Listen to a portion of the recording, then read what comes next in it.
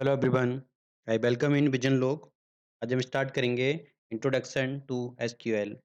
SQL का introduction देखेंगे। SQL क्या है, स्ट्रक्चर क्वेरी लैंग्वेज के बारे में देखेंगे। हम स्टार्ट करते हैं।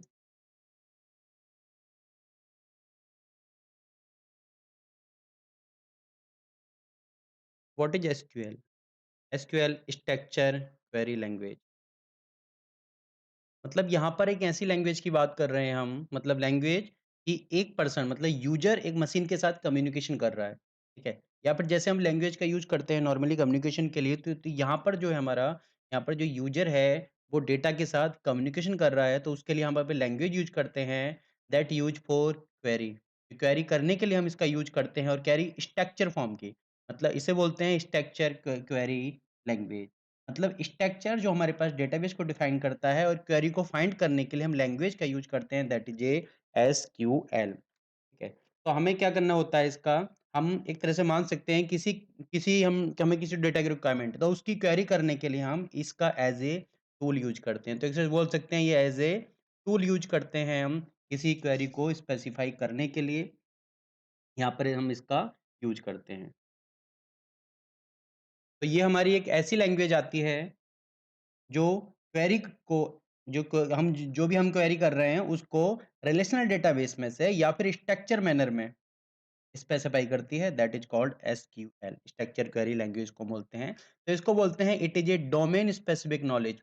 डोमेन मीन्स मतलब किसी न किसी पर्टिकुलर डोमेन को रिलेट करती है। जैसे यहाँ पर अगर डोमेन की बात करें तो क्या होगा हमारा, रिलेशनल डेटाबेस। तो रिलेशनल डेटाबेस यहाँ पे हमारा डोमेन सकता है कि उसके रिलेटेड हम बात करें यहाँ पर, डोमेन स्पेसिफिक लैंग्वेज है, यूज करते हैं for storing, retrieve and manipulating data store into relational database. Relational database में जो भी डेटा स्टोर है उसका हम यूज, उसको क्या करने के, स्टोर करने के लिए, रिट्रीव करने के लिए, मैनिपुलेट करने के लिए हम एक डोमेन स्पेसिफिक नॉलेज का लैंग्वेज का यूज करते हैं। वो लैंग्वेज हमारी है स्ट्रक्चर क्वेरी लैंग्वेज। तो ये जो लैंग्वेज है हमारी स्ट्रक्चर डेटा पे वर्क करती है। ठीक है, तो इसका हमारा कंसेप्ट आता है it based on the concept और रिलेशन अलजेब्रा। रिलेशन अलजेब्रा में जो हमने पढ़े थे, अलग अलग टाइप के ऑपरेशन पढ़े थे, ऑपरेटर पढ़े थे, उनके ऊपर एंड टपल रिलेशन कैलकुलस, मतलब रिलेशन कैलकुलस। ठीक है, रिलेशन कैलकुलस की क्या है, टपल वाले जो पार्ट में हमने देखा था, तो उसके ऊपर वर्क करती है ये। ठीक है, उसके ऊपर हमारा इसका जो बेस आता है। तो जो हमारी आती है रिलेशन स्ट्रक्चर, तो इसमें बोलते हैं कि रिलेशनल मैनर में हो या फिर जो टेबल फॉर्म में जो डेटा अवेलेबल है उसके ऊपर ये काम कर रही है। तो इसमें हम क्या है, हर वैल्यू को देखते हैं कि हर वैल्यू किसी न किसी से रिलेट होगी, इसका मतलब रिलेशन। ठीक है, रिलेशन डेटा की बात की तो कि मतलब यहाँ पर कोई ना कोई वैल्यू रिलेट होगी। जैसे हम बात करें तो यहाँ पर हम बात करते हैं कि हमारे पास जो आता है एट्रीब्यूट आते हैं, इधर हमारे टबल्स आते हैं, तो उनके बीच में क्या हो, कोई ना कोई रिलेशन होगा। तो कोई भी वैल्यू है वो उन दोनों के रिलेशन पे ही डिपेंड करती है, क्या क्या उसके रिलेशन होगा, इसी वजह से उसका हम नाम देते हैं हम रिलेशन। ठीक है, तो ये हमारी होती है it is use the structure database language. ये एक तरह से स्ट्रक्चर डेटाबेस लैंग्वेज यूज करते हैं, स्टैंडर्ड लैंग्वेज। ये डेटाबेस के लिए एक स्टैंडर्ड लैंग्वेज यूज यूज करते हैं, जिसको आज भी बेस की तरह यूज किया जाता है। ठीक है, जब से स्टार्ट हुई है 1970 से लेके अब तक उसी टाइप से हम यूज कर रहे हैं इसमें, इसी बेस के ऊपर। मतलब एक तरह से ये स्टैंडर्ड है, डेटाबेस लैंग्वेज का एक स्टैंडर्ड है, that is structure query language. इसका यूज होता है for relational database management system. तो इसमें हम देखते हैं यहाँ पर जो डेटा है वो स्ट्रक्चर फॉर्म में नहीं होगा। ठीक है, अगर यहाँ पर हमारा डेटा है जो स्ट्रक्चर, यहाँ पर जब डेटा है हमारे पास जो स्ट्रक्चर फॉर्म में नहीं होगा, तो स्ट्रक्चर फॉर्म में नहीं होगा तो हम क्या करेंगे, तब हमारे पास एक दूसरी लैंग्वेज आती है जिसका नाम आता है हमारा नो एसक्यूएल। ठीक है, वहां पर हम यूज करते हैं नो एसक्यूएल का। ठीक है, और ये जो हमारी लैंग्वेज आती है ये हमारी स्ट्रक्चर फॉर्म पर वर्क करती है, इसे बोला गया है नॉन प्रोसीजरल लैंग्वेज। ठीक है, नॉन प्रोसीजर या फिर इसको बोल देते हैं हम डिक्लेरेटिव, डिक्लेरेटिव लैंग्वेज, जो कुछ ना कुछ डिक्लेयर करती है। अब डिक्लेयर क्या करेगी, डिक्लेयर जैसे हमारे पास आता है, एक मिनट में से हटा दूं, जो कुछ डिक्लेयर करती है। डिक्लेयर का हमारे पास मतलब आता है यहाँ पर कि जैसे हम बोलते हैं कि व्हाट टू डू। ठीक है, दैट इज डिक्लेरेटिव। ठीक है, तो ये हमारी जो है नॉन प्रोसीजर लैंग्वेज, मतलब ये प्रोसीजर के ऊपर बात नहीं करती कि हमें कोई डेटा की रिक्वायरमेंट है, हमने कोई भी कमांड सेलेक्ट करी, कोई भी हमने क्वेरी प्रोसेस करी, तो उसमें सिर्फ ये बताएगा व्हाट टू डू। अब इसका इससे कोई मतलब नहीं है कि हाउ टू डू, हाउ से इसका कोई मतलब नहीं होता है, that is called non procedural language. तो SQL is a non procedural language और डिक्लेरेटिव लैंग्वेज इसको बोलते हैं, जो वर्क करती है, जो हमें दिखाएगी कि व्हाट टू डू। तो स्पेसिफाई जो क्वेरी करेगी, specify query through what want to do. हम क्या चाहते हैं, हम हमें से व्हाट की फॉर्म में ये बात करेगी। जो क्वेरी स्पेसिफाई करेगी वो इसी फॉर्म में हमारी करती है। तो ये हमारी लैंग्वेज है एसक्यूएल, ठीक है? जो हमारी क्वेरी को स्ट्रक्चर मैनर में स्पेसिफाई करती है, स्पेसिफाई करेगी। तो दैट इज़ कॉल्ड एसक्यूएल। और दूसरी लैंग्वेज आती है हमारी कि जो हमारी डिक्लेरेटिव नहीं है, मतलब जिसको हम बोलते हैं प्रोसीजरल लैंग्वेज। Procedural language. जैसे हमारे पास अलग-अलग प्रोसीजरल लैंग्वेज होती हैं, जैसे हमने देखा कि सी प्लस प्लस, सी या फिर ओप्स में जितनी हमारी ऑब्जेक्ट ओरिएंटेड वगैरह की जो लैंग्वेज आती हैं, हम उसमें देख सकते हैं। तो यहाँ पर ये जो बताती हैं, ये व्हाट को भी बताएँगी और हाउ को भी बताएँगी। ये दोनों चीज़ों पे बात करेंगी, व्हाट एंड हाउ, ठीक है? तो ये इसमें हम देखते हैं कि जैसे हमारी सी वगैरह को देखते हैं, ये फंक्शन, प्रोसीजर, लूप वगैरह के ऊपर बात कर रही है। उस टाइप से इटरेट कर रही है, उस टाइप से उसको फंक्शन को यूज़ कर रही है, ठीक है? तो वो होती है हमारी प्रोसीजरल लैंग्वेज। जैसे हम इसमें बात करते हैं, हमारे लिए डेटा के लिए प्रोसीजर लैंग्वेज का यूज़ करते हैं, एक हमारी आती है पीएल-एसक्यूएल, ठीक है? ये एसक्यूएल तो हमारी नॉन प्रोसीजर है, लेकिन प्रोसीजरल लैंग्वेज एसक्यूएल क्या है हमारी, ये प्रोसीजरल लैंग्वेज आती है। प्रोसीजरल लैंग्वेज है, इसका मतलब ये अनस्ट्रक्चर्ड डेटा के ऊपर वर्क कर रही है। तो ये हमारा डिफरेंस आता है दोनों में, जो डिक्लेरेटिव नॉन प्रोसीजर होती है, तो इसमें स्पेसिफाई करने की ज़रूरत नहीं होती कि मेथड क्या करेगा और कैसे करेगा। मेथड मतलब कैसे वर्क करेगा, सिर्फ़ इतना पूछते हैं कि क्या करना है, व्हाट। ठीक है, लेकिन क्वेरी लाइक जो प्रोसीजर होती है उसके अंदर इस केस की व्हाट एंड हाउ दोनों की हमारी रिक्वायरमेंट होती है। ठीक है, तो अब ये वर्क कैसे करता है, हम इस चीज़ को देखेंगे कि इसमें के अंदर लैंग्वेज वर्क कैसे करती है। हम इस बार इस कोड देखते हैं, जैसे आरडीबीएमएस में जो हम लैंग्वेज यूज़ करते हैं, जैसे हमने बोला कि हमारी जो लैंग्वेज है that is SQL, structure query language. अब इसी बेस पे हमारे अलग-अलग कंपनीज़ अलग-अलग जो डेटाबेस बने, जैसे हम बात करते हैं कि जैसे आईबीएम का ही है। आईबीएम ने जो अपना डेटाबेस दिया that is DB two.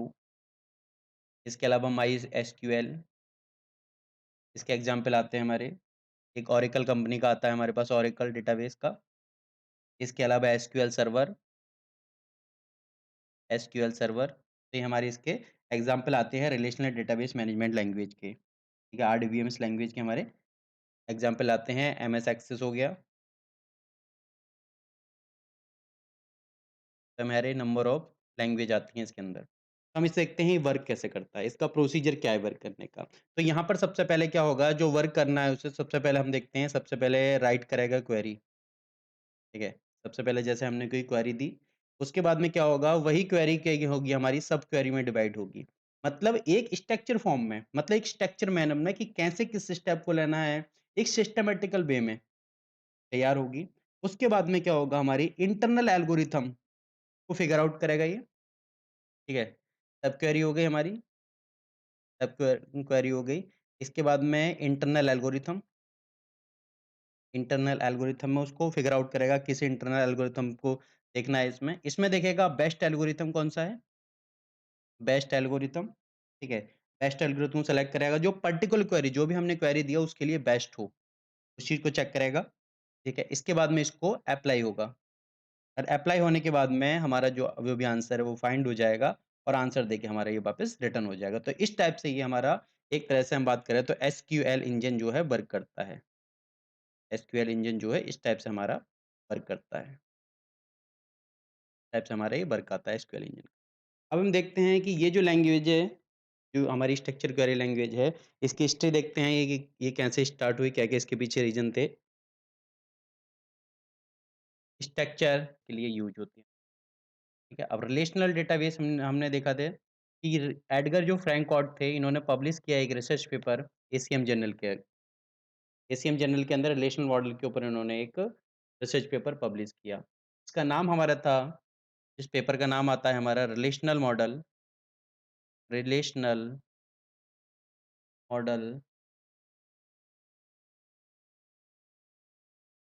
Data from large share data bank, ठीक है? तो यहाँ पर उन्होंने इसका यूज़ किया। इससे पहले जो यूज़ हो रही थी दैट इज़ द लैंग्वेज हमारी आती है हायरार्किकल नेटवर्क मॉडल वगैरह, वो इससे पहले हम यूज़ कर रहे हैं। तो यहाँ पर रिलेशनल मॉडल का कांसेप्ट आया पहली बार, और इस मॉडल का कंसेप्ट आने के बाद में इन्होंने बताया कि जो कम कॉम्प्लेक्स बहुत ज़्यादा डेटा कॉम्प्लेक्स हो रहा है, कॉम्प्लेक्स क्वेरी वगैरह आ रही है, उनको यहाँ पे हम इज़िली हैंडल किया जा सकता है। ठीक है? और इसके बाद में फाइनली जो स्क्वायर था एक, ठीक है? जिसको जो हमारे आईबीएम के अंदर आईबीएम का एक वो आता है, तो आईबीएम की एक सैन जॉन लैबोरेटरी थी, सैन जॉन रिसर्च लैब, यहाँ पर वर्क होना स्टार्ट हुआ। और साथ आते हैं हमारे एक डोनाल्ड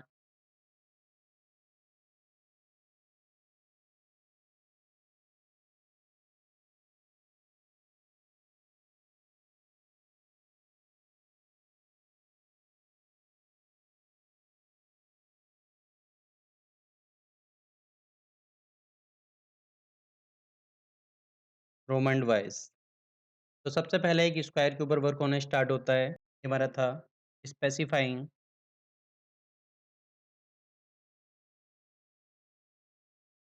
क्वेरी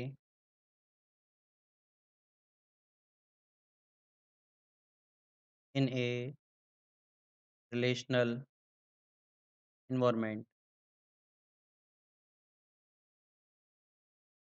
तो रिलेशनल डेटा के लिए एक उन्होंने सिस्टम निकालने की स्टार्टिंग की कि वो निकाल सकते हैं जो भी था। तब यहाँ पर दिखाई दिया कि यहाँ करने के बाद में इन्हें कुछ डिफ़िकल्टी दिखाई दी। तो उस डिफ़िकल्टी को सॉल्व करने के लिए इन्होंने और उस पे वर्क किया और उसका फाइनली एक सीक्वल बनाया। इसका फाइनली सीक्वल बनाया और यही सीक्वल आगे चल के इसका नाम पड़ता है स्ट्रक्चर्ड इंग्लिश क्वेरी लैंग्वेज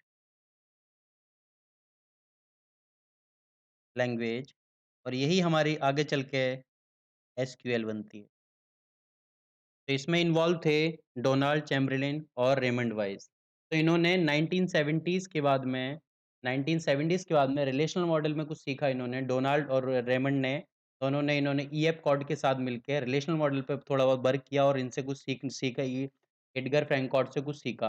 और सीखने के बाद में इन्होंने इस चीज़ पे वर्क किया स्क्वायर के ऊपर और स्क्वायर से ही इन्होंने क्या किया एक एडवांसमेंट की जो डिफ़िकल्टी थी उसको काउंटर करने के लिए एसक्यूएल इक्वल बनाया और इस इक्वल को बोला गया स्ट्रक्चर इंग्लिश क्वेरी लैंग्वेज। क्यों इंग्लिश? क्योंकि यहाँ पर जो कमांड यूज़ हुई थी, यहाँ पर जो निकालने के लिए डेटा को सेलेक्ट वगैरह जो कमांड यूज़ हुई थी, वो इंग्लिश में हुई थी। इस वजह से इसका इंग्लिश नाम दिया गया और यही बाद में एक स्टैंडर्ड लैंग्वेज बनती चली गई। ठीक है? स्ट्रक्चर फॉर्म के लिए एसक्यूएल एक क्या है एक स्टैंडर्ड लैंग्वेज बनती चली गई, तो इसको बोला गया स्ट्रक्चर क्वेरी लैंग्वेज। तो डोनाल्ड चैम्बरलिन जो थे, इन्होंने ऑलरेडी एक्स क्वेरी के ऊपर भी काम किया था। एक्स क्वेरी के ऊपर भी इन्होंने काम किया था। और ये जो थे तो रेमंड वाइस ने और इन्होंने येप कॉर्ड ने मिलके एक मॉडल भी तैयार किया था जिसे हम बोलते हैं Boyce Codd model. Boyce Codd normal form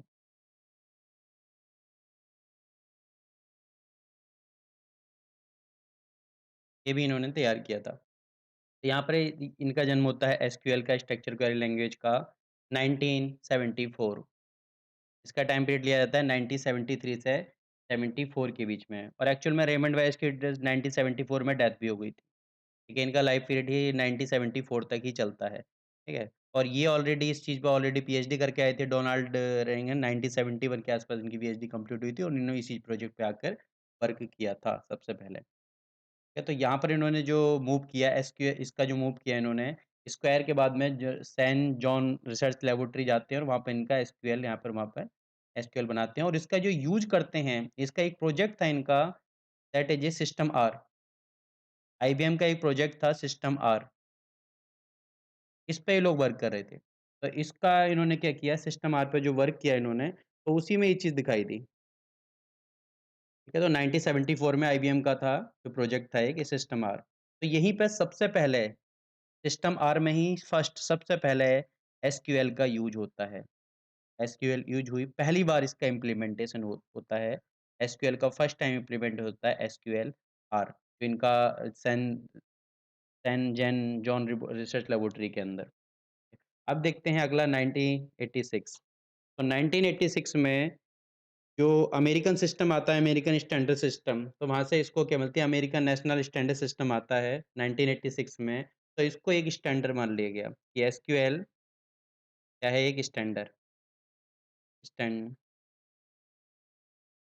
SQL को एक स्टैंडर्ड मान लिया बाय एएनएसआई और 1967 में ISO inter international organization for standardization ने इसको एक स्टैंडर्ड मान लिया और इसके बाद में उसके बाद में अब तक इसके अलग-अलग टाइप के वर्ज़न इसके आ चुके हैं। जैसे हम देखेंगे एसक्यूएल 86 से स्टार्ट हुआ था, एसक्यूएल 86 है। इसके बाद में 99 वगैरह और फाइनल 2016 में इसका नया वर्ज़न आता है। तो अलग-अलग फ़ॉर्म में ये हमारी निकल के आती रही है, स्ट्रक्चर क्वेरी लैंग्वेज। अब आगे हम देखते हैं इसका कि यूज़ कहाँ है इसका? तो इसका यूज़ करते हैं एग्ज़ीक्यूट क्वेरी। जो क्वेरी को एग्ज़ीक्यूट करने के लिए हम इसका यूज़ करते हैं, डेटा को रिट्रीव करने के लिए, नए डेटाबेस को बनाने के लिए क्रिएट न्यू टेबल मतलब डेटाबेस हमने बनाया, डेटाबेस के अंदर नई टेबल क्रिएट करने के लिए हम इसका यूज़ करते हैं। क्रिएट व्यू इन डेटाबेस, डेटाबेस में व्यू मतलब क्या देखना है उसके लिए हम यूज़ करते हैं इसका। रिकॉर्ड को इंसर्ट कराने के लिए, रिकॉर्ड को अपडेट करने के लिए, रिकॉर्ड को डिलीट करने के लिए और सेट परमिशन, परमिशन सेट करने के टेबल पर, प्रोसीजर या व्यू पे। किसी भी लेवल पर परमिशन सेट करने के लिए भी हम इसका यूज़ करते हैं। तो ये था हमारा structure query language. Thank you everyone.